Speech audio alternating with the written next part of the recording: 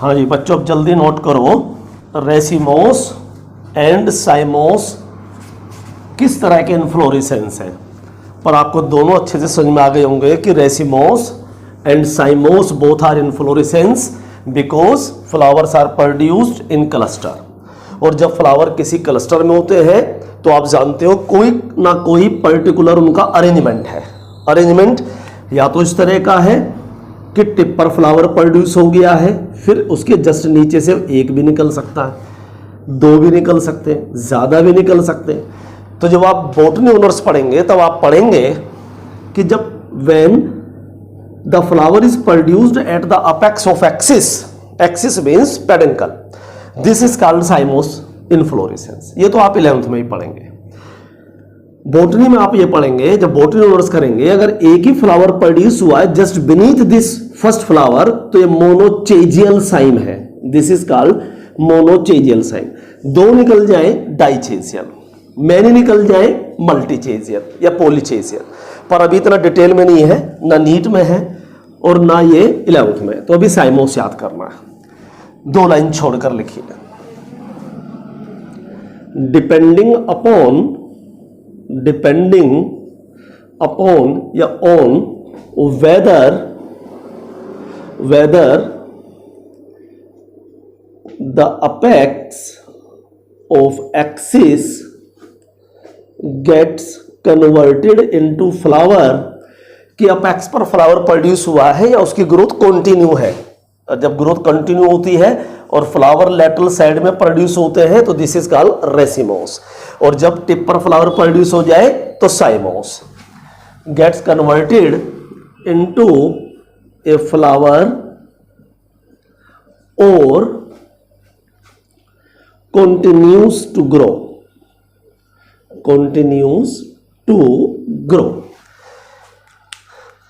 यानी कि when the apex of axis gets converted into a flower or continues to grow, comma लगाइए। Two main types of inflorescence are defined।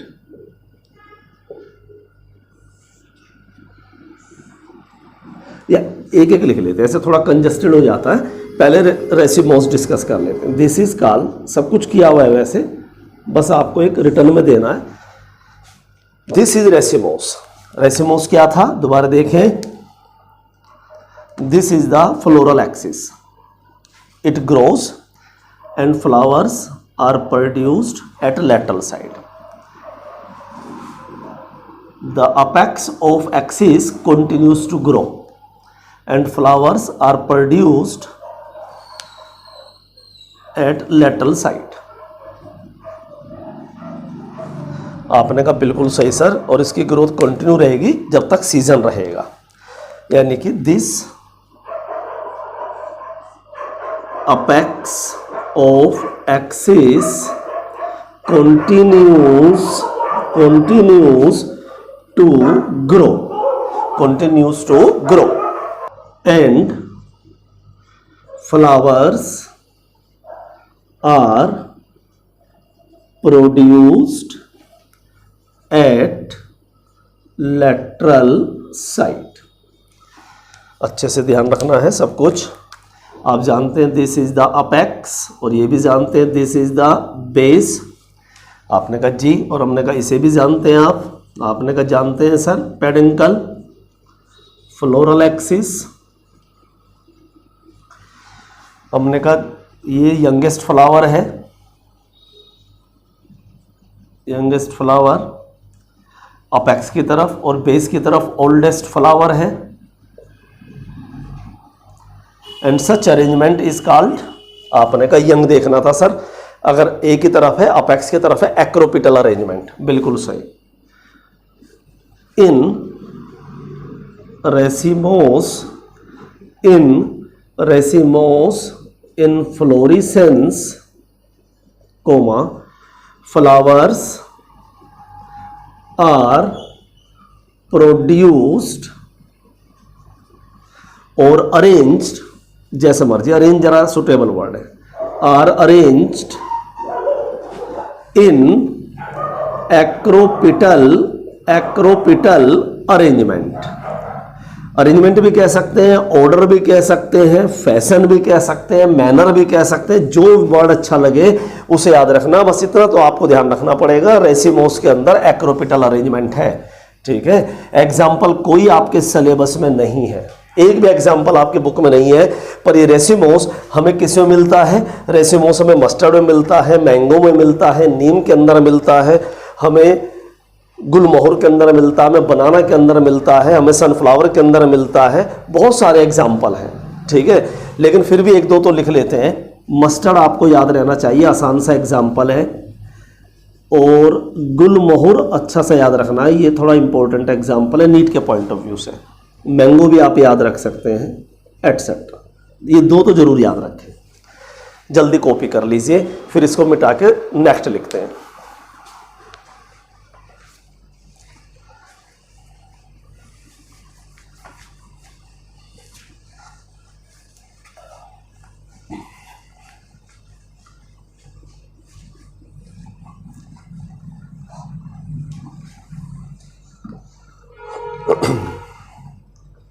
दो line छोड़कर साइमोस,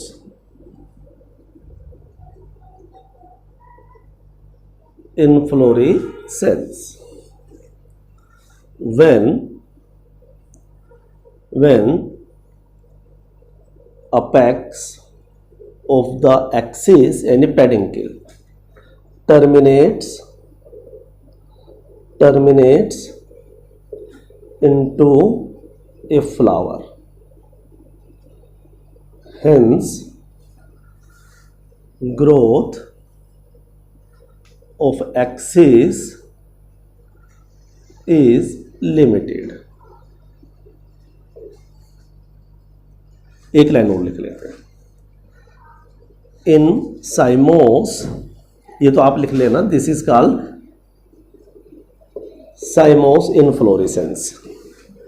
इन cymose inflorescence comma flowers, last class याद करिए कि जो flower थे यंग बेस की तरफ थे, बेस यानी B, flowers are arranged in basipetal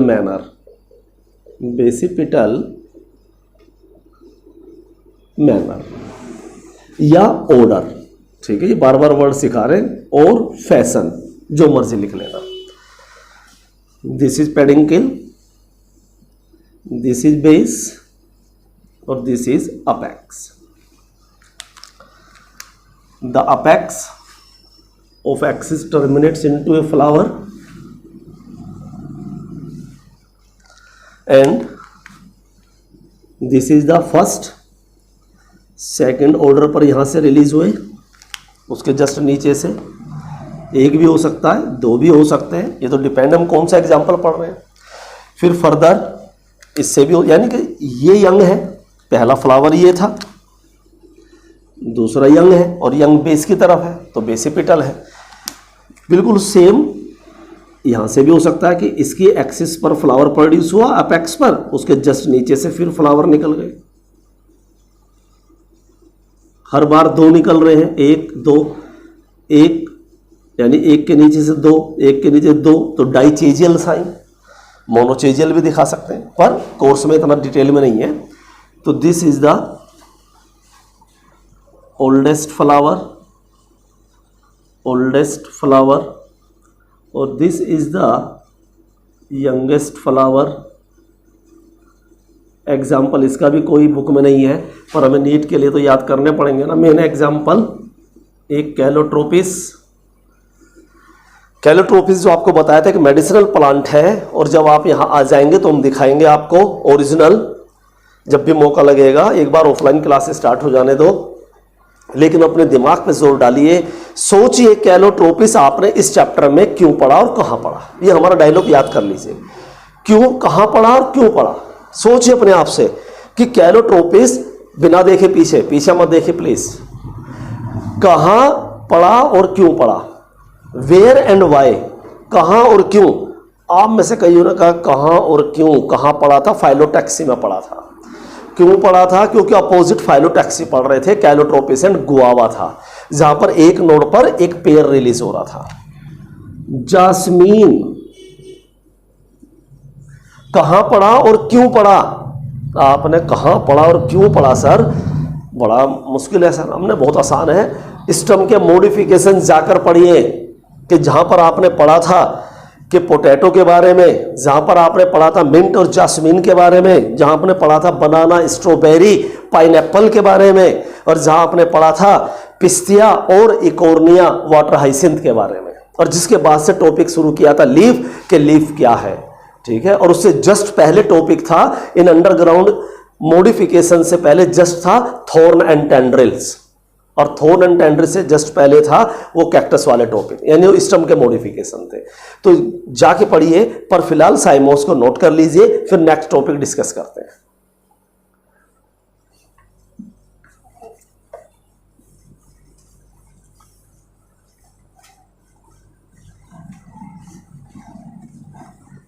heading डालिए structure of flower. Structure of flower यानी फ्लावर का स्ट्रक्चर हमें पढ़ना है। आप पूरी हेडिंग डाल दीजिए स्ट्रक्चर ऑफ फ्लावर, फिर हम इसे मिटा रहे हैं। हेडिंग डाल दीजिए और अब समझते हैं फ्लावर क्या है, फ्लावर में क्या क्या कंपोनेंट है। ठीक है, ध्यान सुनना। देखिए, हम पढ़ाई कर रहे हैं एक टिपिकल फ्लावर की, और टिपिकल कहते हैं एक परफेक्ट फ्लावर को। परफेक्ट फ्लावर, जैसे हमने कहा एक ह्यूमन पर आप ऐसे लिखिए, ह्यूमन की बॉडी पर ऐसे लिखिए, उसमें क्या क्या स्ट्रक्चर है, सिर्फ मार्फोलॉजी तो आप यही कहेंगे ना, उसके 2 आंखें हैं, 2 आईज हैं, 2 फोर लिम्स हैं, 2 हिंड लिम्स हैं। तो आप एक नॉर्मल इंसान को दिमाग में रख के लिखेंगे, या शोले फिल्म के ठाकुर को दिमाग में रख के मिलेंगे कि जिसको एक डाकू ने अपने जुर्म का इजहार करते हुए, जुर्म दिखाते उसके बेचारे के दोनों हाथ काट दिए थे। तो क्या आप उस हैंडीकैप पर्सन को दिमाग में रखते हुए लिखेंगे? तो आप कहेंगे बिल्कुल नहीं लिखेंगे, क्योंकि वो एक एबनॉर्मलिटी है, या तो किसी की बदतमीजी के कारण कोई हैंडीकैप हो जाता है, या कुदरती चीज़ों से भी हो जाता है। यानी कि जब और थोड़ी सी बायोलॉजी 12 तक आएंगे तो हम पढ़ेंगे कि पैरालिसिस कैसे हो जाता है, कैसे बॉडी के ऑर्गन्स का डेवलपमेंट एबनॉर्मल हो जाता है। ऐसा नहीं है कि 2 फोर लिम्स ही होते हैं, 3-3, 4-4 भी निकल जाते हैं, 8 भी हो चुके हैं। 4 साल पहले पाकिस्तान में 8 हाथ पैरों वाली एक लड़की हुई थी, हालांकि डॉक्टरों ने उनमें से 6 हटा दिए थे, 2 नॉर्मल छोड़े थे, यानी पैर ही 8 थे तो 2 छोड़े थे, 6 हटा दिए थे सर्जरी कर कर। तो नॉर्मल इंसान को रख के हम पढ़ते हैं, तो ऐसी फ्लावर को नॉर्मल हमें पढ़ना है कि एक परफेक्ट फ्लावर में क्या क्या होता है।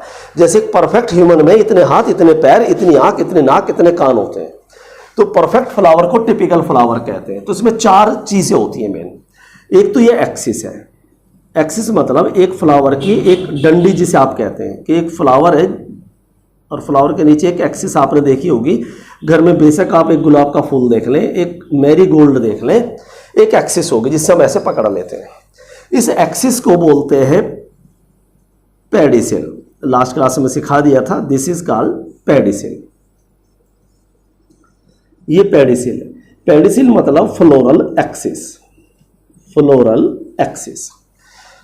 यहां से लेकर यहां तक पेडिसिल है, लेकिन पेडिसिल का अपर पार्ट थोड़ा सा स्लाइटली आपको फूला हुआ दिखाई दे रहा होगा, ब्रॉड दिखाई दे रहा होगा। तो this part of pedicel, the upper end of pedicel that is broad, swollen and flattened, this is called thalamus. इसको थैलेमस बोलते हैं, इसको रिसेप्टेकल भी बोलते हैं, इसको टोरस भी बोलते हैं। कम से कम ये 2 नाम तो आपको याद रखने चाहिए, थैलेमस और रिसेप्टेकल। इसी रिसेप्टेकल पर 4 वर्ल रिसीव होते हैं। वर्ल जब भी आ जाए तो क्लस्टर, एक गुच्छा, स्पेशली लीफ के या रूट के गुच्छे को हम वर्ल कह देते हैं, खास तौर पे लीफ के गुच्छे को। तो आपने कहा फ्लावर में लीफ होती है, हमने कहा आप एक गुलाब के फूल को देख लेना, पहले आपको हरे हरे पत्ते दिखाई देंगे, एक गुलाब की बड़ देख लेना, कली देख लेना, आपको ग्रीन पत्ते दिखाई देंगे, ग्रीन लीव्स दिखाई देंगे, ये भी लीव्स है, बट ये फ्लावर के हैं, फ्लोरल लीव्स है, और इनका मेन काम है रिप्रोडक्शन में हेल्प करना। आपने कहा सर ये तो ग्रीन है, हमने हाँ ग्रीन लीव्स है, पहला वर्ल है, पहला क्लस्टर है, और ये ग्रीन है तो फोटोसिंथेटिक है। लेकिन इनका मेन काम फोटोसिंथेसिस करना नहीं है, इनका मेन काम है कि जो फ्लावर में मेल या फीमेल या दोनों रिप्रोडक्टिव ऑर्गन है, जैसे एनिमल होते हैं, अर्थवॉर्म के अंदर दोनों ही male and female reproductive organ होते हैं, ऐसे एनिमल्स को हर्माफ्रोडाइट, सब कुछ याद करना है, बेशक यहां नहीं है पर कहीं ना कहीं आएगा जरूर। आप कहेंगे आ चुका है सर 4th चैप्टर में, हमने हर्माफ्रोडाइट या बाइसेक्सुअल एनिमल कहते हैं। ऐसे फ्लावर भी बाइसेक्सुअल होता है अगर उसके अंदर मेल एंड फीमेल दोनों रिप्रोडक्टिव ऑर्गन प्रेजेंट हो तो। अगर एक है, एक रिप्रोडक्टिव ऑर्गन है, जैसे ह्यूमन है, यूनिसेक्सुअल है, पापा यूनिसेक्सुअल है, मम्मी यूनिसेक्सुअल है, आप और हम यूनिसेक्सुअल है, क्योंकि हम में या तो मेल रिप्रोडक्टिव सिस्टम है या फीमेल है। तो ऐसे फ्लावर में अगर मेल रिप्रोडक्टिव है या फीमेल रिप्रोडक्टिव ऑर्गन है तो वो यूनिसेक्सुअल है। अगर मेल रिप्रोडक्टिव ऑर्गन है तो मेल यूनिसेक्सुअल है, फीमेल रिप्रोडक्टिव है तो फीमेल यूनिसेक्सुअल है। लेकिन हम एक परफेक्ट फ्लावर पढ़ रहे हैं, टिपिकल, और टिपिकल फ्लावर इज हर्माफ्रोडाइट, जिसमें सारे वर्ल हो। ठीक है, तो पहला वर्ल किसका है? सेपल्स का। ये सारे सेपल मिलकर कैलिक्स कहलाता है, कैलिक्स। तो कैलिक्स का मेन फंक्शंस क्या है? मेन फंक्शन है इसका टू प्रोटेक्ट द फ्लावर, जो फ्लावर के बाकी पार्ट्स हैं उनको प्रोटेक्ट करना, स्पेशली ड्यूरिंग बड स्टेट। बड मतलब जब अंदर के मेल और फीमेल रिप्रोडक्टिव ऑर्गन या कलरफुल लीव्स बड़ी सॉफ्ट एंड डेलिकेट होती हैं, तो उस सॉफ्ट एंड डेलिकेट को इस सराउंडिंग एटमॉस्फेयर से बचाने के लिए उसे ढका हुआ है। जब हम छोटे से थे तो बड़ी स्किन डेलिकेट थी, बड़ा इम्यून सिस्टम मजबूत नहीं था, तो मम्मी जी की गोदी में छिप कर रहते थे। मम्मी जी के आंचल ने आपको पूरा ढका हुआ था, वो तो आज भी ढका हुआ है, वो तो हमेशा रहेगा उनका आंचल हमारे और आपके ऊपर। लेकिन तब हम मम्मी जी की गोदी में छिप कर चलते थे, लेकिन जब बड़े हुए तो आज गोदी से बाहर आ गए। तो ऐसी जब फ्लावर मैच्योर हुआ तो अंदर के पेटल्स, अंदर के रिप्रोडक्टिव ऑर्गन्स गोदी से बाहर आ गए, यानी कि ये सेपल खुल करके ऐसे सूख करके लटक गए। इनका काम पूरा हो चुका है। इनका काम था कब? जब बड स्टेट थी। तो ये पहला वर्ल सेपल्स का है। सेपल्स मतलब green leaves, these are sepals, this is the first whorl, this is sepal. हर ग्रीन लीव सेपल है, पर सारे मिलकर क्या है? कैलिक्स है। अब ये कैलिक्स की जितने भी लीफ है, ध्यान सुनना, जितने भी लीफ है ये आपस में ऐसे फ्यूज भी हो सकती हैं, जुड़ी हुई भी हो सकती हैं, और ऐसे अलग अलग भी हो सकती हैं। अगर अलग अलग है, सेपरेट है, तो पॉलीसिपेलस। सिपेलस मतलब सेपल, पॉली मतलब free. If they are free from each other, polysepalous. If they are united together, अगर ये आपस में जुड़े हुए हैं, फिक्स हो रहे एकदम ऐसे सारे सेपल जुड़कर, तो गैमोसिपेलस। सिपेलस मतलब सेपल की बात कर रहे हैं, गैमो मतलब यूनाइटेड, पोले मतलब फ्री। अगला देखते हैं जी, these are colourful leaves. Colourful leaves of the flower क्या कहलाती है? आपने का पेटल्स कहलाती हैं। हमने फंक्शंस क्या है? आपने का फंक्शन इसका टू अट्रैक्ट द पोलिनेटर्स है, जैसे इंसेक्ट है, बर्ड्स है एंड अदर एनिमल्स है। पोलिनेटर किसे कहते हैं हमने अभी सिखाते हैं, पर किसी भी एनिमल को अट्रैक्ट करने के लिए या तो इसमें अच्छा कलर होना चाहिए या खुशबू होनी चाहिए। आपने कहा फ्लावर इसलिए तो बड़े सुंदर दिखते हैं sir, they are brightly coloured होते हैं, बहुत कलरफुल है, और दूसरा दे आर सेंटेड। हमने बच्चों रात को खिलने वाले यानी कि night blooming flowers are more scented, more fragrant. रात को खिलने वाले फूल कुछ ज्यादा ही खुशबूदार होते हैं। आपने कहा यस सर, क्योंकि रात को इंसेक्ट्स को या अदर पोलिनेटर्स को जो रात को निकलते हैं, उन एनिमल्स को जो रात को एक्टिव रहते हैं, दिन में सुस्त रहते हैं, उन्हें नॉक्टर्नल एनिमल्स कहते हैं। जैसे कॉकरोच एक मेनली नॉक्टर्नल है, रात को बहुत एक्टिव हो जाता है, दिन में दिख जाएगा पर उतना एक्टिव नहीं होगा, रात को एकदम एक्टिव हो जाते हैं। आउल है, उल्लू है, रात को एक्टिव हो जाते हैं। तो नॉक्टर्नल आपने कहा हमारी गली का चौकीदार भी हो जाता है सर। हमने अरे चौकीदार तो ह्यूमन है, डायर्नल है, जो दिन में एक्टिव रहे डायर्नल है, उसका तो बेचारे का प्रोफेसर है, इसलिए उसे रात को जागना पड़ता है, दिन में सोना पड़ता है, पर वो ह्यूमन के करैक्टर के अगेंस्ट है। ठीक है, ये नहीं कि उसे नॉक्टर्नल कहने लगे कि अंकल जी आप रात्रिचर हो। ठीक है, तो ऐसे मत सोचा करो गलत। तो नाइट ब्लूमिंग फ्लावर्स इसलिए रात को खिलने वाले फूल ज्यादा खुशबूदार, सेंटेड और फ्रेग्नेंट होते हैं टू अट्रैक्ट द पोलिनेटर्स, क्योंकि रात को कलर दिखाई नहीं देगा। तो चाहे रात का आप हार श्रृंगार देख लीजिए, मोगरा देख लीजिए, रात की रानी देख लीजिए या रात का राजा देख लीजिए, सारे फूल रात को खिलने वाले खुशबूदार होंगे, पर 99% व्हाइटिश या क्रीमिश होंगे। They are not very colourful. क्यों? क्योंकि उन्हें कलर की ज़रूरत नहीं है, और अंधेरे में थोड़ा बहुत दिख जाता है तो वाइट दिखता है। ठीक है, आप बिल्कुल कमरे में एकदम डार्क कर लेना तो वाइट हमेशा थोड़ा सा दिख जाएगा। ठीक है, या लॉकडाउन खुलने दो, अपने घर बुलाइए हमें और लाइट बंद कर देना, हम तब भी आपको दिख जाएंगे। ठीक है, इसलिए नहीं कि हम भूत हैं, इसलिए कि वाइट कमीज दिख जाएगी आपको। ठीक है, तो दीज आर पेटल्स, और सारे पेटल्स मिलकर कहलाते हैं कोरोला। तो भाई ये कंडीशन तो यहां भी है, ये सारे पेटल अगर जुड़े हुए हो गए तो सिपेलस हटा देते हैं, अगर यूनाइटेड हो गए तो पिटेलस कह देंगे। कितनी आसान बायोलॉजी है, जरा ध्यान से देखिए। करना क्या हमें, बस रिप्लेस ही तो करना है। और सारे पेटल अगर फ्री एक दूसरे से अलग है तो पोली पिटेलस हो गए। आपने कहा सर बिल्कुल सही कह रहे हो सर, टोंट भी मार रहे हो, वो भी हंस हंस के कि कितनी आसान बायोलॉजी है। हमने हाँ जी, तो दीज आर पेटल्स। अब आते हैं मेल और फीमेल रिप्रोडक्टिव ऑर्गन्स। ऐसी स्ट्रक्चर आपने देखी होगी, सचमुच में भी देखी होगी। और आप अनार अगर घर में इस समय रखे तो अनार में देख लीजिए, और नहीं तो मंगा करके देख लीजिए।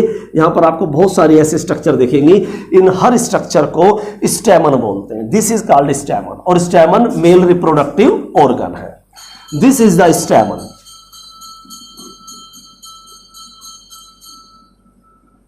दिस इज स्टैमन, और ये एक स्टैमन है, ये एक स्टैमन, और सारे स्टैमन मिलकर कहलाते हैं एंड्रोइसियम। तो एंड्रोइसियम मेल रिप्रोडक्टिव ऑर्गन है, मेल रिप्रोडक्टिव ऑर्गन। और मेल रिप्रोडक्टिव, मेल का सिंबल क्या है आपने कहा ये है। बिल्कुल याद रख लीजिए, इस चैप्टर में 3 फैमिली हैं। हर सिंबल या हर बात 3 फैमिली किसी को समझ में नहीं आएगी जब तक आप ये सारा नहीं समझेंगे। तो उन फैमिली को हमें पढ़ाने की जरूरत नहीं है। जिसने पूरा चैप्टर समझ लिया वो फैमिली लर्न कर सकेगा, वरना सवाल ही पैदा नहीं होता कि आप उसे लर्न कर लेंगे। आप चैप्टर पढ़ेंगे नहीं और आप सोचेंगे फैमिली याद हो जाएगी। आप चाहे छत से कूद जाना, चाहे आप सड़क पे लेट जाना, कुछ याद होने वाला नहीं है। ये पूरा चैप्टर जो याद करेगा वो उन 3 फैमिली को लर्न कर सकेगा, और वही 100% तैयारी के साथ एग्जाम में जा सकेगा। और इसे आप बिल्कुल मजाक में ना ले, आने दो टाइम, अपने आप कहेंगे सर बिल्कुल आप सही कह रहे थे सर। तो स्टैमन के मेल रिप्रोडक्टिव पार्ट है, और इस मेल रिप्रोडक्टिव पार्ट में 3 स्ट्रक्चर है। ध्यान से देखिए, एक तो ये स्टाक है, फिलामेंट कहते हैं, this is called filament. Filament. फिर यहां पर 2 लोब हैं, 2 पीस हैं, जैसे 2 लोब हैं, 2 स्ट्रक्चर हैं, ये एक ये और जुड़ी हुई आपस में कनेक्टिव टिश्यू जोड़ता है। ये भी एंथर लोब है, ये भी एंथर लोब है, और जब ये जुड़ जाए when they are united together this is anther. ये एंथर है, and anther is the site of formation of pollen grains. इन्हीं के अंदर पोलन ग्रेन्स बनते हैं। 12th में स्ट्रक्चर आएगा पोलन ग्रेन्स का, इन्हीं के अंदर पोलन ग्रेन्स बनते हैं, जिसके अंदर 2 मेल गैमिट्स होते हैं, यानी स्पर्म होते हैं, जो फीमेल गैमिट के साथ जुड़कर फर्टिलाइजेशन करते हैं। तो this is anther, this is anther. और एंथर में यूजली 2 लोब होती हैं, इसलिए यूजली एंथर को, यूजली एक्सेप्शनल केस है, बाइलोब्ड एंथर बोलते हैं। तो these are bilobed anthers. This is bilobed, and this tissue that connects the anther lobe is called connective. Connective भी sufficient आंसर है, टिश्यू लगा देंगे तो और अच्छा आंसर है, पर गलत कोई नहीं है। तो this is the structure of the stamen. Stamen represents the male reproductive part of the flower. Each stamen consists of 3 distinct parts. First is anther. Anther is composed of 2 lobes which are connected through the connective tissue, and anther is present at the apex of the filament. Filament is the stalk of the stamen. This is the male reproductive organs, and all stamens of a flower constitute the androecium. Now this is the female reproductive part. एक दिखा रहे हैं, आपने कहा स्टेमन 2 दिखाए हैं हमने। स्टेमन हमेशा यूजुअली ज्यादा होते हैं, इसका भी रीजन पता लग जाएगी ऐसा क्यों होता है।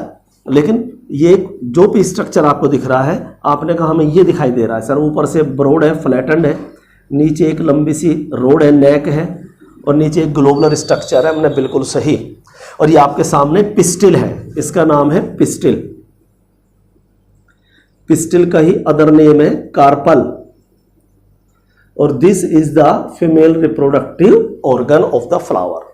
ये सिंबल हमने आपको सिखाया हुआ है पहले से। एक है पिस्टिल है, दो है तब भी वो पिस्टिल है, तीन है तब भी वो पिस्टिल है, चार है तब भी वो पिस्टिल है, लेकिन सारे मिलकर के क्या कहलाते हैं? गाइनोसियम। तो गाइनोसियम जैसे स्टेमन मिलकर एंड्रोसियम, सेपल मिलकर कैलिक्स, पेटल मिलकर कोरोला, ऐसी पिस्टिल मिलकर gynoecium. Gynoecium gynoecium represents female reproductive organ. आपने कहा सर, आपने कहा था कि स्टेमन हमेशा ज्यादा होते हैं और ये फीमेल रिप्रोडक्टिव सिस्टम यानी कि पिस्टिल एक भी हो सकता है। हमने हाँ एक भी हो सकता है। जैसे ये एक टीम है, 5 मेंबर की मिलकर एक टीम है, ध्यान समझना। ये 5 प्लेयर है कोई, ये 1 2 3 4 5 और ये एक प्लेयर है 5, तो ये एक टीम हो गया ना। अगर ये डिजिट प्लेयर्स है तो मुक्का कौन हो गया? टीम। अब इस टीम का मुकाबला इस टीम से है, इस टीम में एक ही प्लेयर है, एक ही प्लेयर है सिर्फ, ध्यान सुनना। तो भाई ये भी प्लेयर है, ये भी प्लेयर है, पर ये सारे मिलकर टीम है और टीम का मुकाबला तो टीम से होता है। तो ये प्लेयर भी अपने आप में प्लेयर भी है और अपने आप में टीम भी है, बट टीम भी यही, प्लेयर भी यही। अगर कल इंटरव्यू हो और इससे कोई पूछे, कोई न्यूज चैनल वाले कि आप कौन है, तो वो कहेगा मैं इस टीम का प्लेयर हूं, मैं भी इस टीम का प्लेयर हूं। और ये क्या कहेगा कि आप कौन है? ये कहेगा आई एम ए टीम, मैं एक टीम हूं। ठीक है, तो ये टीम, तो ये अगर पिस्टिल है तो एक पिस्टिल है, यही गाइनोसियम है, यही गाइनोसियम है। ठीक है, तो इस कंडीशन को मोनोकार्पलरी बोलते हैं। जब एक कार्पल हो तो ये मोनोकार्पलरी है। अगर ये दो है देखो तो ये बाइकार्पलरी है, 2 कार्पल है। गाइनोसियम तो अब भी है, तीनों मिल जाए अब भी गाइनोसियम, तो गाइनोसियम ट्राइकार्पलरी है, गाइनोसियम मल्टीकार्पलरी है, गाइनोसियम मोनोकार्पलरी है, गाइनोसियम बाइकार्पलरी है। याद रखना, छोटी छोटी बातें हैं पर आगे इनकी इसी चैप्टर में जरूरत पड़ने वाली है। तो gynoecium represent the female reproductive organ of the flower और इसकी यूनिट है पिस्टिल। और एक पिस्टिल या कार्पल में 3 पार्ट होते हैं। अपर पार्ट है स्टिग्मा,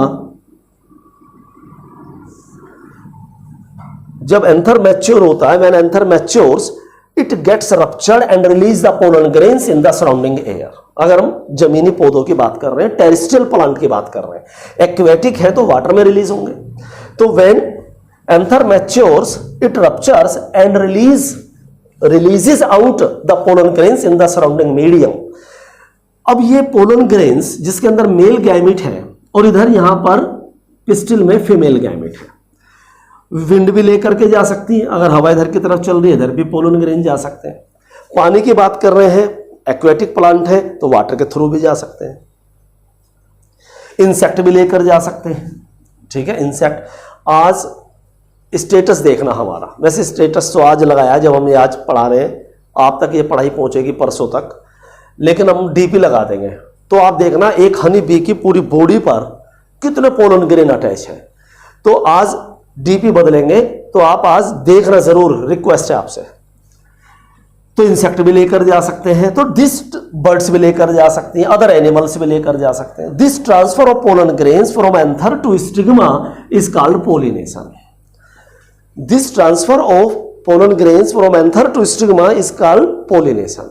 और जो इनको पोलिनेशन को कराने में हेल्प करे, द एजेंट्स आइदर लिविंग और non living, the agents either या either living or non-living help in pollination, they are called pollinator. Insects are the pollinators, birds are also the pollinator, bats are also the pollinators, lemur यानी एक mammal is also the pollinator, garden lizard is also the pollinator, human is also the pollinator, elephant is also the pollinator। और elephant दुनिया के सबसे बड़े flower में pollination कराता है। दुनिया का सबसे बड़ा एनिमल सबसे बड़े फ्लावर में करता है पोलिनेशन, और दैट इज द रेफलेसिया। इस पृथ्वी पर आज जमीन पर पानी में ब्लू व्हेल है, लेकिन जमीन पर एलिफेंट है। ठीक है, और एलिफेंट किस में पोलिनेशन कराता है? रेफलेसिया में। तो this is the stigma, this is the style, और नीचे जो ग्लोबुलर पार्ट है, फूला हुआ पार्ट है, दिस इज कॉल्ड ओवरी। तो there are 3 parts of the each carpel. तो दिस इज द कार्पल और पिस्टिल, कार्पल और पिस्टिल याद रखिए। और एक गाइनोसियम, वो जरूरत पड़ेगी तब लिख देंगे, मोनोकार्पलरी भी हो सकता है, बाई भी, ट्राई भी, मल्टी भी। आ गई बात? आपने कहा बिल्कुल आ गई सर। हमने कहा ये फ्लावर है, फ्लावर के बेस पर भाई कहीं ना कहीं फ्लावर ऐसे तो लगा होगा, हवा में थोड़ी टंगा है। तो ऐसे यहाँ पर स्टेम या स्टेम की ब्रांच होगी कि नहीं होगी, एक्सिस होगी कि नहीं होगी इन्फ्लोरेसेंस वाली? आपने बिल्कुल होगी सर, ऐसे क्यों सोच रहे हो आप? तो हमने कहा अगर इस फ्लावर के बेस पर 2 तरह के फ्लावर मिलेंगे, किसी में बेस पर लीफ लाइक स्ट्रक्चर मिलेगी, बिल्कुल लीफ लाइक दिखाई देगी, छोटी सी लीफ लाइक दिखाई देगी, किसी में नहीं भी दिखाई देगी। जिसमें दिखेगी यानी जो ये स्ट्रक्चर है, this structure that is leaf like present और found at the base of the flower is called bract. इसको ब्रैक्ट बोलते हैं। Bract is the small leaf, यहां लिख देते हैं, bract is the small and leaf like structure, comma, present at the base of flower। अब 2 तरह की बात हो गई। जिस फ्लावर में आप कहेंगे इसका क्या फंक्शन है, तो भाई जब ये छोटी स्ट्रक्चर थी तो ये भी प्रोटेक्शन का ही काम करती थी। जैसे लीफ में एक्सेलर स्ट्रिप्यूल, याद करो एक्सेलरी बर्न स्ट्रिप्यूल के कुछ में स्ट्रिप्यूल थे, तो कई में नहीं भी है, जरूरी नहीं है कि सब हो, क्योंकि इसके पास अपने सैपल भी है प्रोटेक्ट करने के लिए। पर जिस फ्लावर में ब्रैक्ट होगी वो ब्रैक्टिएट, और जिसमें नहीं होगी वो ई ब्रैक्टिएट। यानी फ्लावर्स के 2 टाइप कर दिए हमने, पूरी दुनिया में जितने फ्लावर मिलते हैं ना उसके 2 टाइप कर दिए, सिर्फ इस बेसिस पर कर दिए कि ब्रैक्ट है या नहीं है। तो आपने कहा बिल्कुल सही कह रहे हो सर, ऑन द बेसिस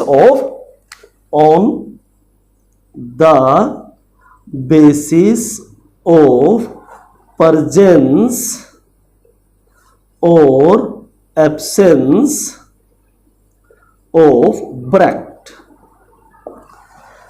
अगर ब्रैक्ट है तो ब्रैक्टिएट, अगर ब्रैक्ट है तो ब्रैक्टिएट फ्लावर, और ब्रैक्टिएट फ्लावर का सिंबल याद रख लेना, कैपिटल बी स्मॉल आर। ये सब लास्ट में तीनों फैमिली में जरूरत पड़ेंगे इनकी।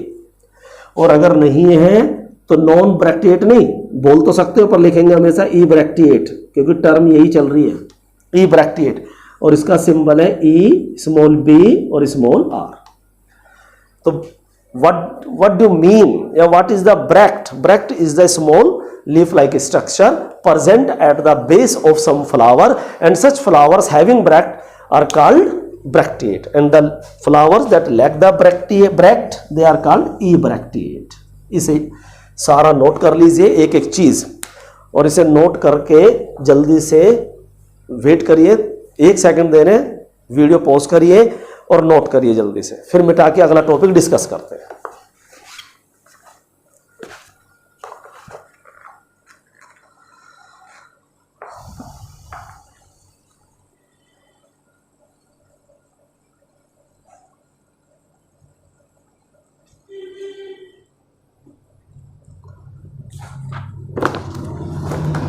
हाँ जी हो गया, आपने कहा हो गया जी। और 1 सेकंड देखिए, एक फ्लावर ट्राइमेरस भी हो सकता है, टेट्रामेरस भी कहला सकता है, पेंटामेरस भी कहला सकता है। यानी जो फ्लोरल अपेंडेजेस है, जैसे पेटल है, अगर ये 3 है, 3 के मल्टीपल में है ट्राइमेरस, 4 के मल्टीपल में है टेट्रामेरस, 5 के मल्टीपल में है पेंटामेरस। ऐसी सैपल यानी ये फ्लोरल अपेंडेजेस किसके मल्टीपल में है उस हिसाब से नाम देते हैं। 3 के तो ट्राई, 4 है तो टेट्रा, 5 है तो पेंटा। बहुत मुश्किल नहीं है, आसान सा है, पर हमें आना तो चाहिए ना। तो एक फ्लावर में, एक परफेक्ट फ्लावर में 4 वर्ल होते हैं। आपने कहा वर्ल, हमने कहा लीफ का क्लस्टर, ये भी मॉडिफाइड लीव्स है। तो पहला क्लस्टर है सेपल का, दूसरा है पेटल का, तीसरा है स्टेमन का, और चौथा है पिस्टिल का। तो एक परफेक्ट में 4 है। ये बाइसेक्सुअल फ्लावर भी है आपके सामने, दोनों रिप्रोडक्टिव ऑर्गन है, हर्माफ्रोडाइट भी है। हमने आप बताना, आपने कहा सर अब तो ये मेल फ्लावर है क्योंकि इस पर सिर्फ मेल रिप्रोडक्टिव ऑर्गन है। हमने बिल्कुल सही, ये मेल फ्लावर है। हमने बच्चों मेल फ्लावर का टेक्निकल नाम बताना, आपने कहा स्टेमन है तो स्टेमिनेट है, कि ये तो आपने में सिखाई रखा है, बायोलॉजी आसान है कि स्टेमिनेट है तो स्टेमन है तो स्टेमिनेट फ्लावर है, और staminate flower is the male flower. और हमने कहा ये कौन सा फ्लावर है भाई, आपने कहा सर इस पे पिस्टिल है, सिर्फ पिस्टिल है, मेल रिप्रोडक्टिव नहीं है, तो ये फीमेल फ्लावर है। हमने नाम फीमेल फ्लावर का, आपने कहा पिस्टिल है तो पिस्टिलेट फ्लावर, हम तो कार्पल कहेंगे, आपने कहा तो कार्पिलेट फ्लावर। तो फ्लावर भी हमें पता होने चाहिए। तो आपने कहा बिल्कुल सब याद हो गया सर, तो हमने कहा 2 लाइन छोड़कर लिखिए तेजी से।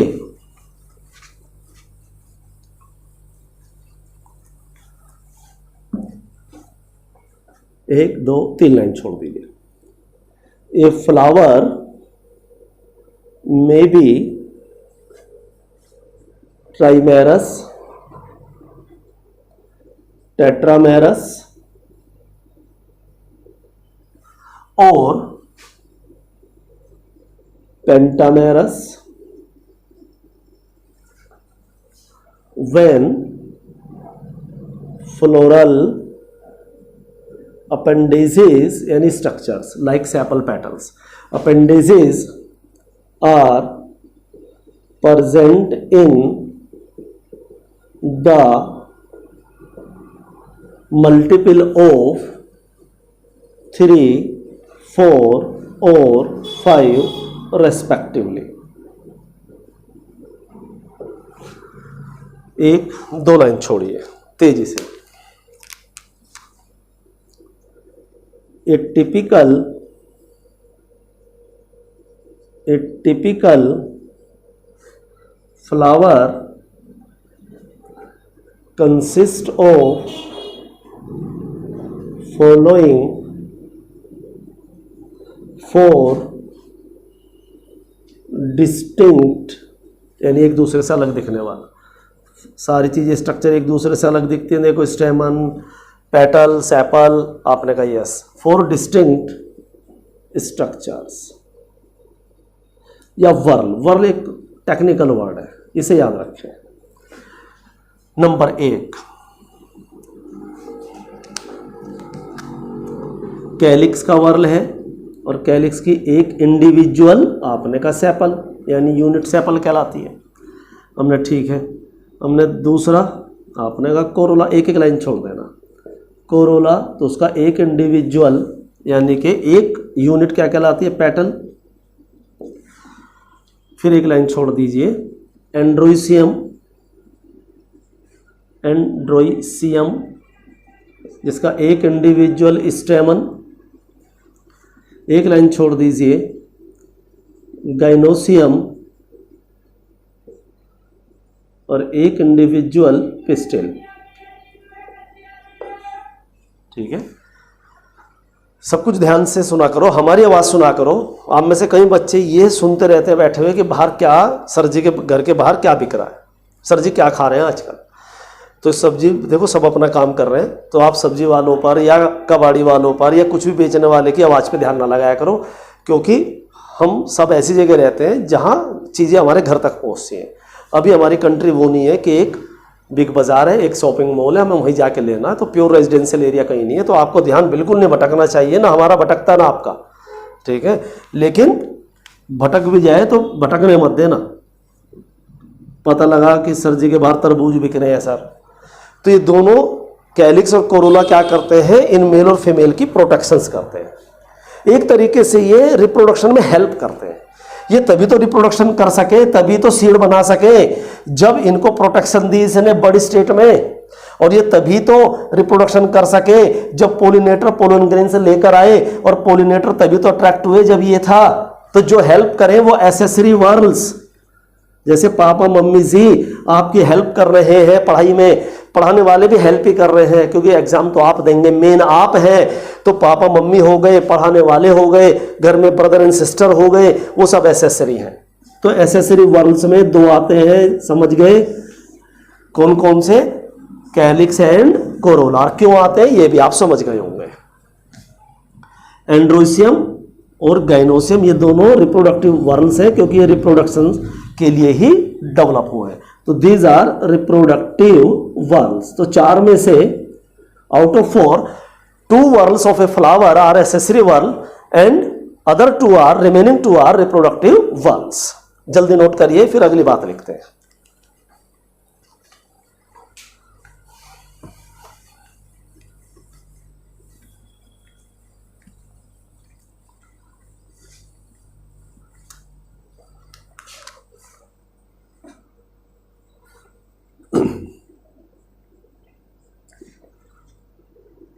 सेपल्स आर, पहले हेडिंग डाल दीजिए कैलिक्स।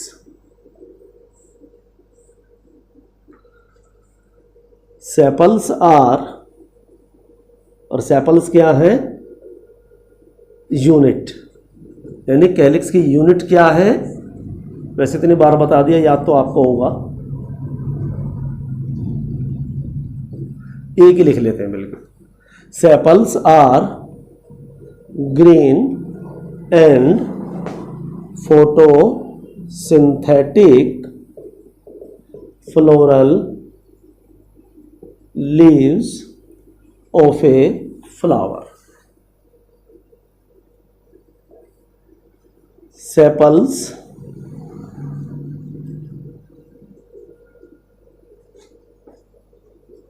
provide protection या direct protect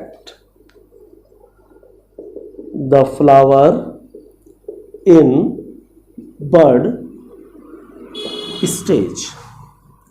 Next point, calyx represents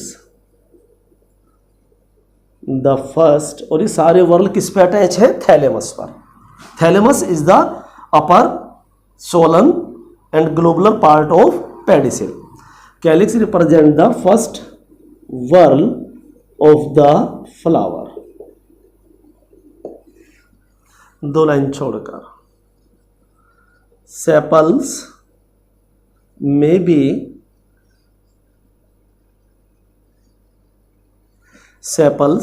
be united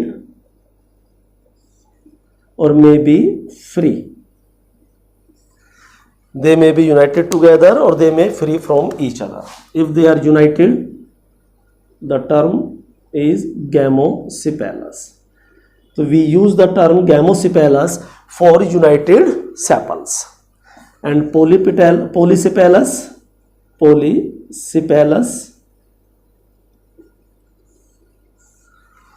for free sepals. इस पॉइंट को याद रखेंगे और इसको जरा बॉक्स में कर लेंगे। आपके 11th में पूछा जा सकता है, क्योंकि कई बार पूछते हैं टीचर्स।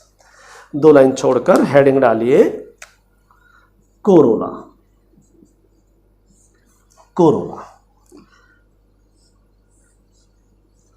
कोरोला की यूनिट आपने का मालूम है सर, पेटल।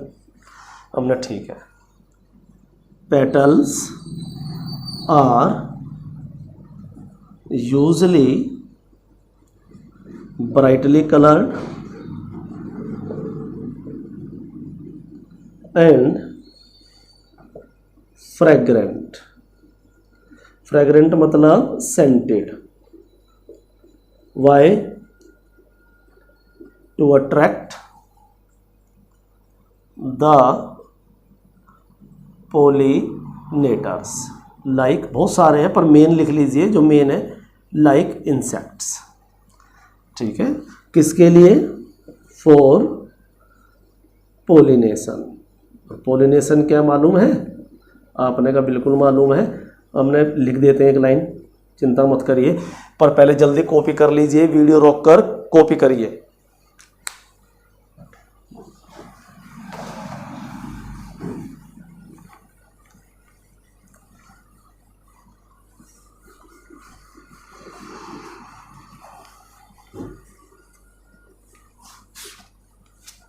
हाँ जी, पोलिनेशन के नीचे लिखिए यहां पर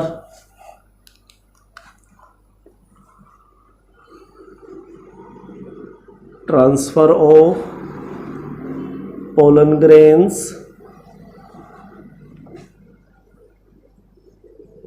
फ्रॉम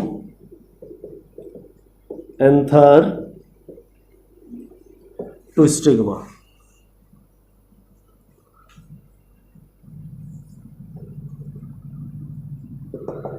चाहे अपने ही फ्लावर के एंथर के पोलन ग्रेन आ जाएं, चाहे किसी और के आ जाए, चाहे अपने ही एंथर के आ जाए पोलन ग्रेन, चाहे किसी दूसरे फ्लावर के आ जाए, दूसरे प्लांट के आ जाए, वो पोलिनेशन है। इन सब के टाइप 12th के फर्स्ट चैप्टर में पढ़ लेंगे आप, और डिटेल में पढ़ेंगे सेकंड में। 12th के सेकंड चैप्टर में ज़्यादा डिटेल है, फर्स्ट में थोड़ा सा हिंट है, लेकिन फिर भी हमने पोलिनेशन आपको समझा दिया अच्छे से कि ये एंथर है, और एंथर से, और एंथर किसके में होता है, स्टेमन में होता है, कहने की बात ही नहीं है। ये कार्पल है या पिस्टिल है, और कहाँ पर जाते हैं, स्टिग्मा पर जाते हैं। ध्यान रखिएगा बात। 2 लाइन छोड़कर, पेटल्स में भी वही सेपल की तरह मे बी यूनाइटेड और मे बी फ्री। आपने कहा एकदम सही सर, हमने यूनाइटेड है तो गैमो बस एक रट लीजिए, यूनाइटेड गैमो यूनाइटेड गैमो गैमो यूनाइटेड गैमो यूनाइटेड, वरना कंफ्यूज हो जाएंगे आप। ये तो आप लिख ही देंगे, पेटल लिख रहे हैं तो पिटेलस, सेपल लिख रहे हैं तो सेपेलस। और हम इतना दिन भर लिखते हैं, हर बैच में लिखते हैं, हमें ही कंफ्यूजन हो जाता है। तो इसलिए घमंड तो करना ही नहीं है कभी कि मैं ही कर सकता हूं, कोई और नहीं कर सकता। मैं कर सकता हूं, this is the self confidence. मैं इसको काम को कर सकता हूं। किसी ने कहा कि ये काम बड़ा हार्ड है, आपने कहा नहीं मैं कर सकता हूं, ये आपका सेल्फ कॉन्फिडेंस बोल रहा है, और जो होना चाहिए। लेकिन किस काम को मैं कर सकता हूं, ये सेल्फ कॉन्फिडेंस है। इस काम को मैं ही कर सकता हूं, ये ओवर कॉन्फिडेंस है। तो इस सेल्फ कॉन्फिडेंस में और ओवर कॉन्फिडेंस में एक नाजुक सा रिश्ता है। जब सेल्फ कॉन्फिडेंस ज्यादा हो जाता है तो वो अनजाने में कभी कभी ओवर कॉन्फिडेंस में बदल जाता है। और जो ओवर कॉन्फिडेंस में रहता है, देखो ओवर मतलब ऊपर, लबालब, तो जो ओवर हो जाता है वो आप जानते हैं छलक जाता है। आप एक कप के अंदर चाय को ओवर भर दीजिए, वो छलक जाएगी।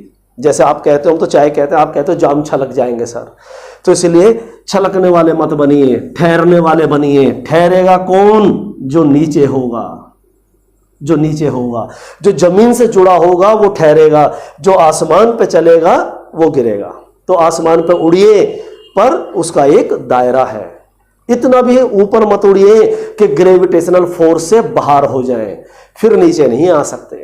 ठीक है, तो इसलिए आप मैं कर सकता हूं ये तो आप बोलिए, पर मैं ही कर सकता हूं नहीं। मैं एक बार में याद कर लेता हूं तो किस दिन घमंड टूट जाएगा। जैसे बहुत से कहते थे मेरे कुछ नहीं होगा, ये कोरोना वोरोना मेरा कुछ नहीं बिगाड़ सकते। आज वही लोग राख बनकर एक लोटे में आ गए।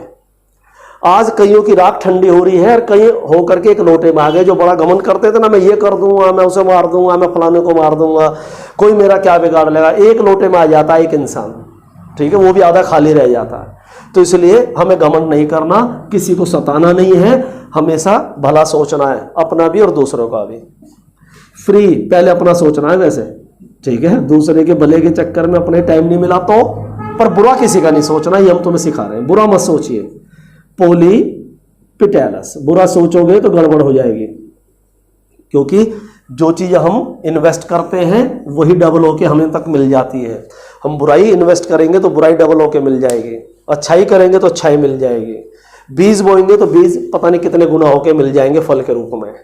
जल्दी नोट कर लीजिए, फिर अगली बात लिखते हैं।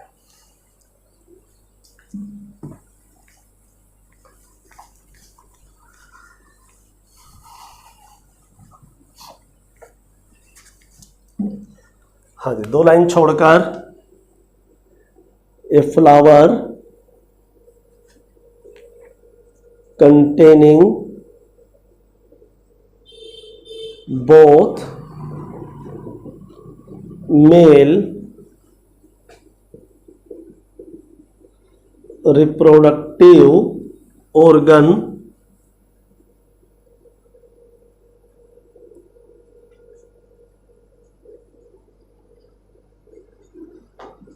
and female reproductive organ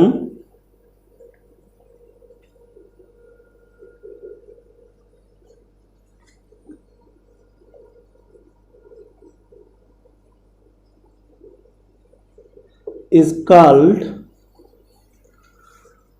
bisexual flower. This is also called hermaphrodite flower. Symbol is this. Male और फीमेल दोनों रिप्रोडक्टिव पार्ट हैं जिसके अंदर, और जिसमें कोई एक ही हो वो यूनिसेक्सुअल है। 2 लाइन छोड़कर, a flower containing either male और female reproductive organ is called unisexual flower. Unisexual flower may be male flower or may be female flower. ये मेल भी हो सकता है और फीमेल भी हो सकता है, मेल और female. Male unisexual flower, female unisexual flower. Male unisexual है तो ये सिंबल, फीमेल यूनिसेक्सुअल है तो ये सिंबल। मेल यूनिसेक्सुअल फ्लावर का दूसरा नाम है, क्योंकि इस पे स्टेमन है तो स्टेमिनेट याद रखना, 12th में जरूरत पड़ेगी, पहले ही चैप्टर में अप्रैल में नेक्स्ट ईयर। पर अब ये 2020 मैच बड़ा हार्ड बैठ रहा है। 2020 मतलब 2020 कि पता नहीं 21वीं सदी का 21वां साल कैसा होगा, पर ये 2020 अच्छे से खेलो जरा घर में रहकर। स्टेमिनेट फ्लावर हैविंग स्टेमन,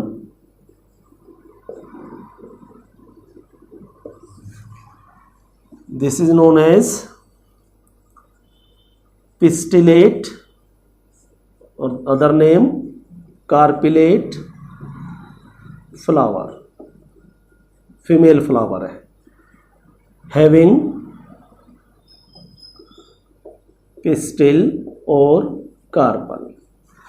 आपने कहा सर वो तो पिस्टिल तो इस पे भी है, स्टेमन तो इस पे भी है। हमने पूरा तो हो जाने दो भाई। Having stamens only, having pistil या पिस्टिल्स ओनली। हम भी आपके गुरु हैं, जल्दी नोट कर लीजिए, फिर अगला टॉपिक डिस्कस करते हैं।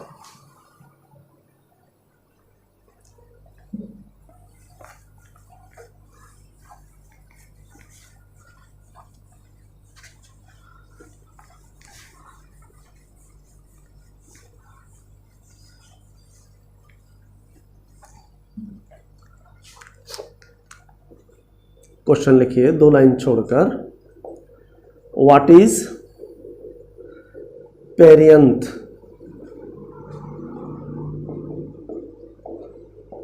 Give an example. एग्जाम्पल दीजिए। पेरियंथ क्या है? सुनिए ध्यान से। देखो, पेडिसिल है, फ्लोरल स्टाक है, आपने कहा यस, लेबलिंग कर लेना, रिवीजन हो जाएगा। हमने थैलेमस है, आपने हाँ जी थैलेमस है। हमने सब कुछ हटा देते हैं, सिर्फ सेपल और पेटल की बात करते हैं। हमने कहा जी ग्रीन कलर के सेपल्स हैं, आपने ब्लू कलर के हैं। हमने यार मन की आंखों से देख लो ना, ये सेपल है, आपने यस। और हमने कहा जी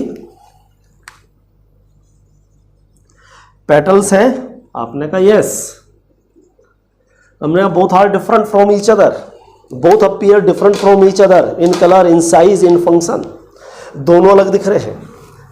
ये पेटल है और ये सेपल है, दोनों अलग रंग के दिख रहे हैं आपको। देखो ध्यान से, ये वाइट वाइट दिख रहा है, ये अलग तरह का दिखता है, अलग रंग है इसका। तो ये सेपल और पेटल है। But in some plants, but in some plants sepal and petals are not distinct, बिल्कुल एक से दिखते हैं। जैसे अब बताइएगा, आपने कहा सर ये तो कमाल हो गया, जैसे सेपल दिखते हैं और वैसे पेटल दिख रहे हैं सर, देखो हमने बिल्कुल, ये सेपल है ये पेटल है, but they are distinct from each other, एक दूसरे से अलग दिखते हैं। तो जब sepal and petal, when sepals and petals are not distinct, यानी when they are exactly same, such structures are called perianth. तो पेरियंथ कब कहते हैं? जब सेपल और पेटल एक से दिखाई दे। तो ये हो गया अपना सेपल और ये हो गया जी अपना petal. This is sepal, this is petal. आपने कहा ऐसा किस प्लांट में होता है? हमने वही तो एग्जांपल है, ऐसा लिली में होता है। तो व्हेन पेटल्स एंड, पहले सेपल से लिख लेते हैं क्योंकि या तो नीचे से शुरू करते हैं ना, फर्स्ट वर्ड से। When sepals and petals are not distinct, एक दूसरे से अलग नहीं दिखते, बिल्कुल बनावट भी एक, ठीक है, कलरफुल भी एक, सब कुछ एक सा हो जाए, ऐसी अडाप्टेशन कुछ प्लांट में आ गई है जैसे लिली में, तो उसको फिर पेरियंथ बोल देते हैं। पर ऐसा इनमें ही है, ये नहीं कि सब में है, लिली में ही है, लिली इसी फैमिली में है। When sepal and petals are not distinct, such structures are called perianth. Course में नहीं है, फैमिली में जरूर दिया हुआ है, पर नीट में पूछा गया है। यूनिट का नाम क्या है? तो इसको और अच्छा अगर लिखना चाहे ना हम, बिल्कुल इंटरनेशनल, तो यहां कैलिक्स कर दीजिए और यहां कोरोला कर दीजिए। और कैलिक्स की यूनिट बताने की जरूरत नहीं है, याद हो गई होगी, नींद में भी बोलेंगे अब आप सेपल, और इसकी यूनिट बोलेंगे नींद में पेटल, लेकिन बोलने को कहा जा रहा है पेरियंथ की यूनिट, तो इसे बोलते हैं tepal. This is called tepal. आपने का एग्जाम्पल तो बता दीजिए। हमने कहा लिली, दो तरह की लिली, कोर्स में इतना ही है बस, लिली प्लांट अच्छा फूल होता है लिली का। एक मैडोना लिली होती है, Madonna lily, MADDONA, Madonna lily. एक एस्टर लिली, जो मैडोना लिली है उसका नाम है लीलियम कैंडिडेडम, लीलियम कैंडिडेडम, और इसका नाम है लीलियम लोंजिफेरम। पर ये सब कुछ तब है जब आप बोटनी ऑनर्स करेंगे, ठीक है। अभी तो आप खुश हो जाइए कि सिर्फ नीट में या 11वीं में लिली पढ़ाया जाएगा। आप चाहो तो इसका कम से कम लीलियम नाम तो याद रख लें बॉटनिकल, ठीक है। स्पीसीज मत याद रखना, कैंडिडेडम या लोंजिफेरा, पर लीलियम तो याद कर लीजिए ना, नोट कर लीजिए जल्दी से साफ साफ। फिर अगला टॉपिक लिखते हैं।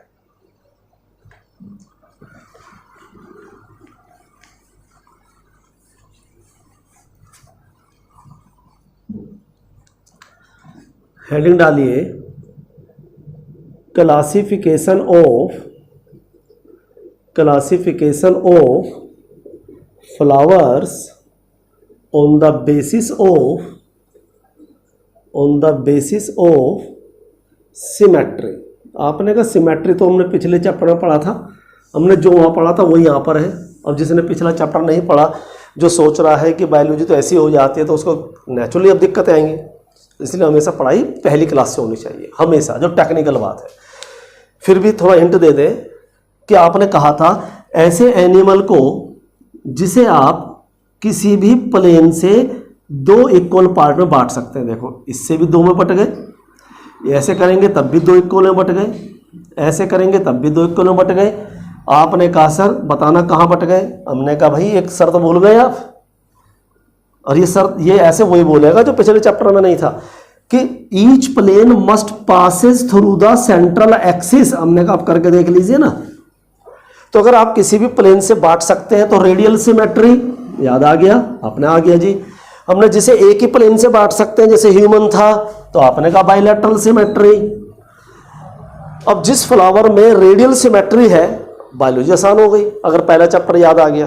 कि जिस फ्लावर में रेडियल सिमेट्री है, मतलब जिसे हम सेंट्रल एक्सिस से डिवाइड करते हुए किसी भी प्लेन से बांट सकते हैं, उस फ्लावर को एक्टिनोमॉर्फिक फ्लावर कहते हैं। एक्टिनोमॉर्फिक सिंबल एक्टिनोमॉर्फिक का प्लस है और ये सर्किल में रख देना, खुला भी रख देंगे तो भी सही है, पर आप ऐसे रख देंगे तो ज़्यादा अच्छा लगता है। जाइगोमॉर्फिक में खुला रख देंगे, उसमें भी रख सकते हैं, पर एनसीईआरटी कह रहे सर प्लीज़ हमारी भी रेस्पेक्ट कर लिया करो, जैसे हम लिखें वैसे लिखवा दिया करो। तो जिसके अंदर, जिस फ्लावर के अंदर बाइलेटरल सिमेट्री है, मतलब जिसको एक ही प्लेन से दो इक्वल पार्ट में बांट सकते हैं, उसे कहते हैं जाइगोमॉर्फिक। जाइगोमॉर्फिक फ्लावर, जिसका सिंबल ये है, ऐसे भी दिखा सकते हैं डिवीजन वाला, और परसेंटेज का भी दिखा सकते हैं। पर एनसीईआरटी कह रहे सर यही दिखा दो, आप बीएससी की बातें मत बताया करो, उन्हें बीएससी एमएससी जब करेंगे करते रहेंगे। तो flowers can be grouped into two category on the basis of their symmetry. एक बच्चा आप में से बोला, काजल चौधरी बोली, उसने कहा सर आपने पिछले चैप्टर में पढ़ाया था कि स्पॉन्जिस के अंदर, पोरीफेरा के अंदर सिमेट्री नहीं होती, उन एनिमल्स को हम बांट ही नहीं सकते थे, एसिमेट्रिकल कह रहे थे। क्या कोई ऐसा फ्लावर नहीं मिला आपको आज तक कि जिसके अंदर सिमेट्री ना हो? हमने है, एसिमेट्री फ्लावर भी है कैना, और कैना मानकर याद कर लेना कैना को, ठीक है। तो कैना is a asymmetrical flower. 2 line छोड़कर लिखे जल्दी से। हम इनको 2 कैटेगरी में बांट सकते हैं फ्लावर्स को, ऑन द बेसिस ऑफ, आपने कहा sir on the basis of their symmetry. एक हो गया एक्टिनोमॉर्फिक फ्लावर, एक्टिनोमॉर्फिक फ्लावर्स। एक हो गया जाइगोमॉर्फिक फ्लावर्स। एक्टिनोमॉर्फिक मीन्स, आपने कहा sir actinomorphic means having radial symmetry, यानी जिसको किसी भी प्लेन से बांट सकते हैं 2 हिस्से में, हमने ठीक है। जाइगोमॉर्फिक फ्लावर कौन है? हैविंग बाइलेटरल सिमेट्री, एक ही प्लेन से डिवाइड कर सकते हैं सिर्फ। दोनों के जरा सिंबल याद रखना, क्योंकि लास्ट में जरूरत पड़ेगी इनकी। फैमिली जब आप याद करेंगे, पूरा चैप्टर हम पढ़ा रहे हैं, फैमिली आप पढ़ाएंगे, याद रखिएगा, ठीक। एग्जाम्पल भूल मत जाना, नीट तक एग्जाम्पल, मस्टर्ड, चिली, दतूरा, बिल्कुल मत भूल जाना, तीनों याद रखने। जाइगोमॉर्फिक, बीन्स, पी यानी मटर, गुलमोहर। कहाँ पढ़ा था बताइए, कहाँ और क्यों? आज ही पढ़ा है, कहाँ और क्यों? आपने कहा यार कहाँ और क्यों, कहाँ और क्यों? साइमोस इन्फ्लोरेसेंस, गुलमोहर। हमने सच कह रहे हो? हमने सच कह रहे हो कि नहीं? सॉरी सर, वहाँ तो सर वो था, कैलोट्रोपिस था, जासमीन था सर, रेसिमोस। हमने, चलो ठीक है, केसिया। तो दीज आर जाइगोमॉर्फिक फ्लावर्स। जल्दी से नोट कर लीजिए, फिर अगला क्लासिफिकेशंस पढ़ते हैं कि फ्लावर का किस बेसिस पर नेक्स्ट क्लासिफिकेशन है, ठीक है।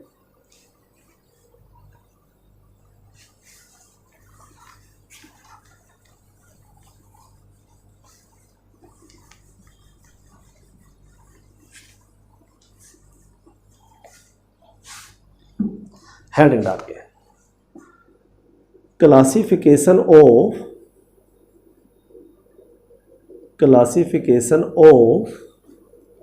Flowers on the basis of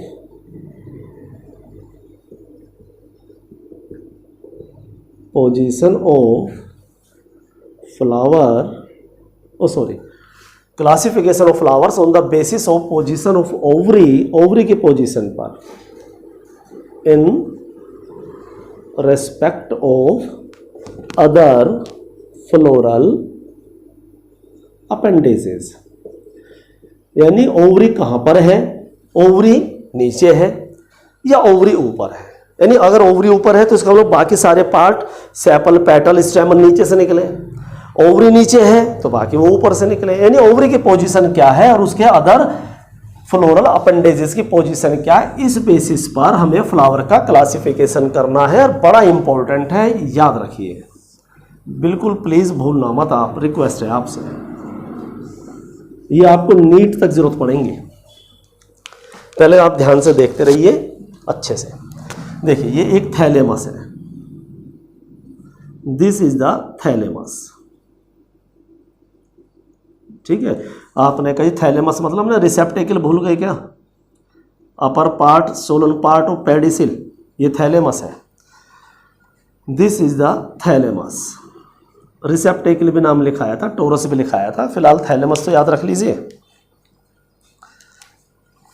देखो ये सेपल, ये पेटल,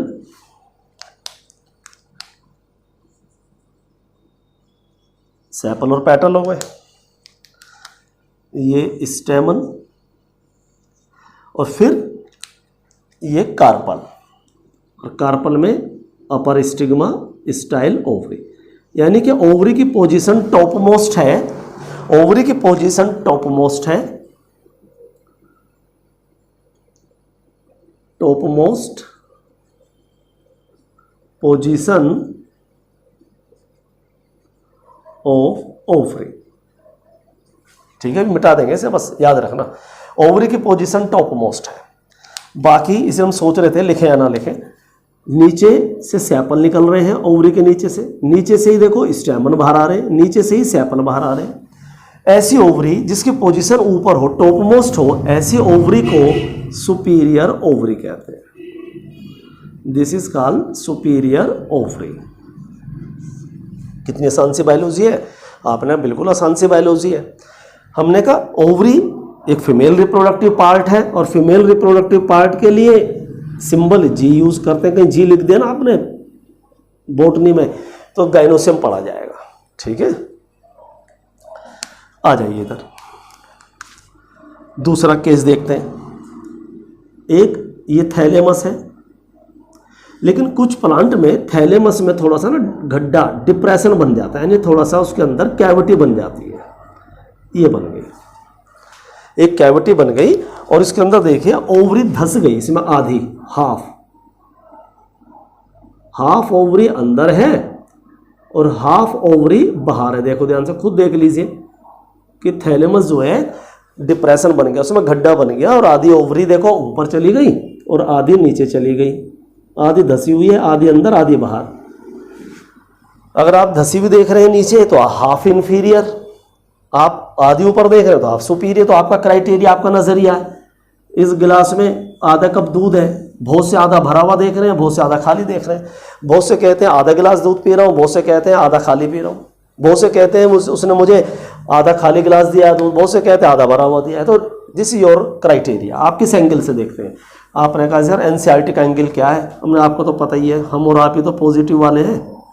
एनसीईआरटी का एंगल तो इन्फीरियर है, वो कहते हैं हाफ इन्फीरियर, तो बिल्कुल सही है, गलत तो नहीं है। पर हाफ सुपीरियर भी तो बोल सकते हैं कि नहीं बोल सकते, और हाफ को सेमी भी तो बोल सकते हैं, पर बुक नहीं कह रही भाई तो आप भी मत कहिएगा प्लीज। पर टेक्निकल टर्म तो सेमी था, सेमी इन्फीरियर सेमी सुपीरियर। तो जो बाकी स्ट्रक्चर है वो कहां से निकल रहे हैं, देखो मिडिल से निकल रहे हैं, मिडिल से निकल रहे हैं ओवरी के, सेपल मिडिल से निकल रहे हैं, पेटल मिडिल से निकल रहे हैं, स्टेमन। अगर ये बाइसेक्चुअल फ्लावर है तो, पर हम परफेक्ट दिखा रहे हैं इसलिए सब कुछ दिखाएंगे। तो ये ना सुपीरियर रही ना इन्फीरियर रही, ठीक है। गाइनोसियम ये भी है, पर इसका ज़्यादा यूज नहीं है, ज़्यादा यूज हम करते हैं सुपीरियर और इन्फीरियर में। तीसरा केस देखिए, कुछ केस में इतना ज़्यादा थैलेमस के अंदर गड्ढा बना, इतना ज़्यादा डिप्रेशन और पिट बना, इतनी बड़ी कैविटी बन गई कि पूरी ओवरी नीचे धस गई completely. Ovary is embedded completely with in the thalamus, जबकि यहां पर टॉप मोस्ट पोजीशन थी, बाकी सब स्ट्रक्चर नीचे से निकले थे, यहां पर उल्टा हो गया। सारे स्ट्रक्चर देखो ऊपर से निकल रहे हैं, ओवरी के ऊपर से, सेपल भी, पेटल भी, स्टेमन भी, और यहां पर क्या था, टॉप मोस्ट पोजीशन थी, सारे नीचे से निकल रहे थे, यहां पर मिडिल से निकल रहे थे। तो ऐसी ओवरी को क्या बोलेंगे? आपने कहा तो टोटल इंफीरियर ओवरी है सर, हमने बिल्कुल सही जी, this is the inferior ovary, inferior ovary, जी याद रखना, जी जी इसको भी कहते हैं पर इसका याद नहीं रखना आपको, इन दो की जरूरत पड़ेगी जी। अब जी तो मतलब ओवरी गाइनोसियम। अब इसे सुपीरियर का सिंबल कैसे बनाए? सुपीरियर कैसे बनाए? तो नीचे एक लाइन खींच देना बस। अब इसे कोई भी बोटनी पढ़ने और पढ़ाने वाला ना सुपीरियर ओवरी पढ़ेगा, और इसको ऊपर लगा देना। लास्ट में जरूरत पड़ेगी इन सब की, आप अभी भी देख सकते हो बुक खोलकर। ये इंफीरियर ओवरी है। आपने कहा गलती से यहां लगा दूंगा तो हमने गलती से नंबर भी हो जाएंगे, वो गड़बड़ हो जाएगी। तो जुगाड़ यही है, किसी को ऊपर उठाना, सुपीरियर बनाना है। हमें मान लीजिए किसी को ऊपर उठाना है तो नीचे से डंडा मारेंगे ना, जब नीचे से डंडा मारेंगे तो ऊपर उठ जाएगा। किसी को ओवरी को सुपीरियर बनाना है, इन्होंने कहा ओवरी को सुपीरियर बनाइए, आपने सुपीरियर बनाइए, ऊपर उठाइए, नीचे से डंडा मार दिया।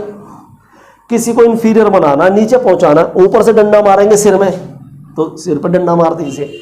अब बताइए, हमने सुपीरियर बनाना, हमने नीचे से मार के बना दूंगा, हमने इंफीरियर बनाना कि सिर पर डंडा मार दूंगा सर। तो कहने का मतलब थोड़ा जुगाड़ लगाइए, आसान है, बहुत आसान है। तो आपने कहा आसान तो सब कुछ है सर, तीनों चीज़ समझ में आ गई, सुपीरियर ओवरी भी समझ में आ गई, हाफ इंफीरियर भी आ गई, इंफीरियर भी आ गई। पर आपने कहा गुरुजी क्लासिफिकेशन तो फ्लावर का पढ़ रहे थे, ओवरी का थोड़ी पढ़ रहे थे। आपने तो ओवरी को क्लासिफाई कर दिया, क्लासिफिकेशन तो ओवरी का था। तो हमने कहा बेटा जी on the basis of position of ovary था ना, अभी तो हम पोजीशन ही सिखा रहे थे ना, अब फ्लावर का क्लासिफिकेशन सुन लेते हैं। ओवरी यानी फीमेल रिप्रोडक्टिव, फीमेल के लिए लगता है गाइनिस, गाइनोसियम या गाइनी, गाइनस या गाइनी कर देते हैं, गाइनी या गाइनस। जो सारे स्ट्रक्चर गाइनस के नीचे से हो, नीचे मतलब हाइपो, तो ऐसे फ्लावर को हाइपोगाइनस फ्लावर बोलते हैं। हाइपो मतलब नीचे, तो हाइपोगाइनस फ्लावर मतलब जिस फ्लावर के ओवरी के नीचे से सारे स्ट्रक्चर निकलते हो। तो ऐसे ओवरी सुपीरियर के ही केस में हो सकता है। जब मिडिल से निकलते हो, मिडिल को कहते हैं पेरी, तो जब गाइनस के मिडिल से हो, पेरी से हो, तो perigynous flower, this is called perigynous flower. आगे ध्यान, आपने कहा अच्छे से आगे सर। हमने जब सारे स्ट्रक्चर गाइनस के बाहर से हो, ऊपर से हो, हमने ऊपर या बाहर को कहते हैं एपी। जैसे बाहर की स्किन, स्किन मतलब डर्मिस, बाहर की है तो एपिडर्मिस। तो ऐसी गाइनस के ऊपर है तो एपिगाइनस, तो this is epigynous flower, this is epigynous flower. तो on the basis of position of ovary, flowers can be grouped into following three categories: hypogynous, perigynous, epigynous. In hypogynous, ovary is superior, यानी topmost position. In perigynous, ovary is half inferior, यानी half inserted है, half बाहर है. Epigynous में ovary is totally inferior. और आते हैं example, और एग्जाम्पल ही मोस्ट इंपॉर्टेंट है, ध्यान रखिएगा। ब्रिंजल, ब्रिंजल, चाइना रोज,